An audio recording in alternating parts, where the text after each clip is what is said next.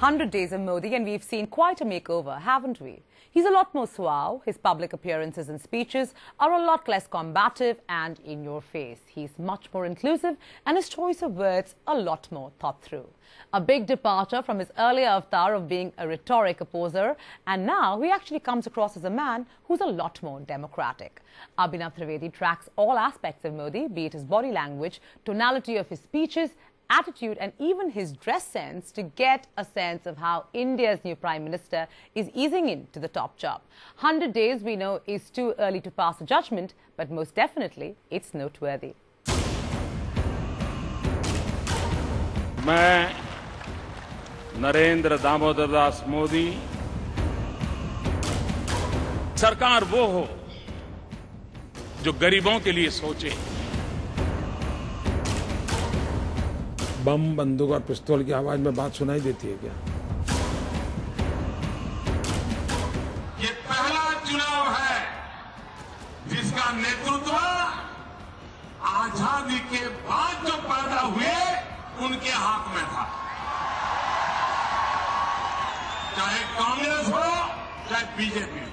Though small, but a mere acceptance of the fact that Congress is led by a young brigade on the eve of BJP's historic victory was not only a turn in tone, but also an indication of the image he aimed to project as the Prime Minister of India. From the Grand Shehzada remark, अगर आप में कोई दम हो madam, आप बीमार हैं, तो आपके बेटे को काम दो। to सबके साथ, मैंने पहले ही कहा है, मैं सभी पूर्व प्रधानमंत्री पूर्व सरकारों का अभिवादन करता हूं जिन्होंने देश को यहां तक पहुंचाया। From AK-49, ये AK-49 ने अभी एक पार्टी को जन्म दिया। to financial inclusion, गरीबी को से मुक्ति पानी है तो हमें फाइनेंशियल अनटचेबिलिटी से भी मुक्ति पानी है। no matter what Prime Minister Narendra Modi's internal dilemmas are, given his BJP RSS lineage, his choice of words, conduct and body language all seem to have undergone a drastic change since the 16th of May. Prime Minister Modi appears suave and somebody who seems focused on the big picture as opposed to his previous avatar of being a rhetoric opposer and a master in personal repartee. Not only has the hard-hitting tonality of his speeches become a lot less subdued, one also sees a marked change in his fashion sense, with his wardrobe now extremely sharp and stylized. It is evident that Narendra Modi has consciously worked on his image makeover. 100 days into the job, what does Modi 2.0 stand for? There is a change. The change is at three levels. It's at the level of body language, it's at the level of speech, and I think it's also at the level at which he articulates policy. The first thing you can see is he is no longer the opponent. He does not have the rhetoric of the opposition. He speaks the language of the regime. He speaks through the voice of policy. The second thing you've got to understand is he's less eloquent. His policy is almost muted. There's an element of silence in it.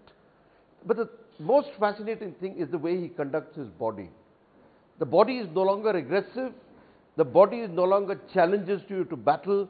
The body is subdued, muted, as if it's almost in uniform. It is almost as if the transition from protest to policy is a transformation from the widest variety of costumes to a kind of political uniform. In terms of dressing, it has turned, I would say, about 90 degrees, and he's much more, shall I say, much more conservative in his clothing choices. There's less color, there's less use of contrast, and he's showing a more formal prime ministerial mode, and that's Prime Minister Modi version 1. As far as his speaking is concerned, he clearly is also restraining the kind of more aggressive, more use of facial expression, more use of gestures. He's toned that down.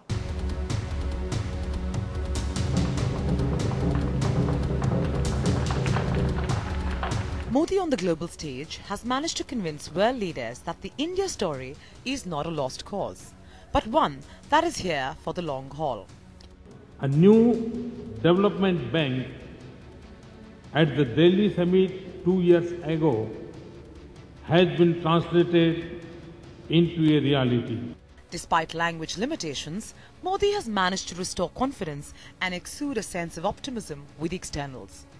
Be it the WTO decision regarding food security or the hard stance he has taken with Pakistan, Modi has managed to convince the world that he is a man who is not scared of taking decisions.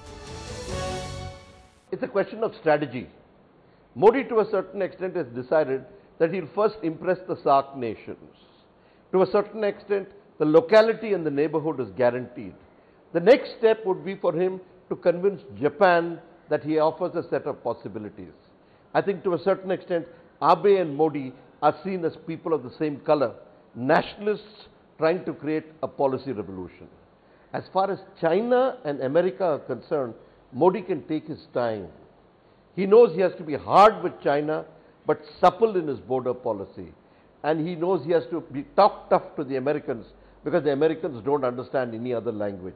I think simply the fact that he comes through as being more deliberate, more studied, is, taking the time to understand issues, and is not jumping into, is not a limelight seeking kind of behavior. It is not, there isn't one eye on media. There isn't one eye, on trying to fulfill expectations. That there are a lot of expectations, but that is not what is guiding his actions. So, in the election time, it was almost as if every possible constituency, every expectation was being spoken to, was being addressed, and there was a very deliberate attempt to unearth motivations and to sort of speak to them.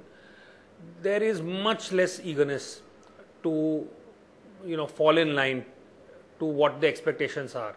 Again, the stance that he's taken either on the national scene or on the international scene is consistent with the attributes of the brand, which is no nonsense, tough talking, plain speaking, speaks his mind, India first, India cannot be trodden over in the international arena. I think his inadequate facility of the English language is perhaps a little disadvantage.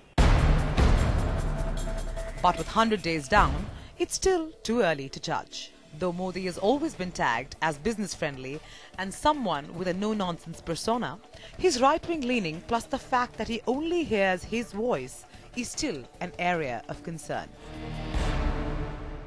Modi's personality has many selves. He projects a variety of selves, and his past has had a whole collection of selves.